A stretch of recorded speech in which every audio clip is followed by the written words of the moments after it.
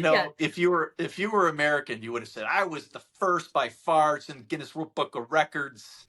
Yeah, you I got to was the put your foot first to, I down. think, submit for permit, but they were the Okay, first to get their permit. So, it depends on how you measure it.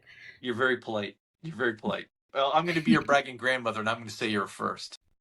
Yeah. Perfect. I'll take it. We were doing an illegal version of what you were doing for a long time, which was we were building additional dwelling units into basements. So close to one of them was close to your house on Jeanette. I did a fourplex and it had super high ceilings in the basement. And I built, Might as well. but there was, yeah, there was no mech, even though the area allowed for zoning of sixplex, etc. There was no pathway back then to adding two more units. So I added them anyway, quietly. And yeah, yeah, Grandfathered in later. So, yeah. yeah. Well, that's I it. mean, that's Now they're common. still there. Yeah, Oh, yeah, you know what? That's common. Like in Vancouver, there was a ton of units that were just grandfathered in because they were like, we have thousands of units.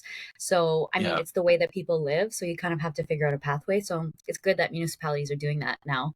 I've pointed this out to the city councilors that tons of people are just building them to code, but not Right. pulling permits because of how long it takes. But they're building them Yeah. to code so that if the home inspector ever comes by and says, "Hey, what do you?" Well, it's to code, and then they know that the building inspector has to go and prove that. And when it's to code, right? Well, now you got to pay for Yeah. your permit. Okay, well, there's no permit.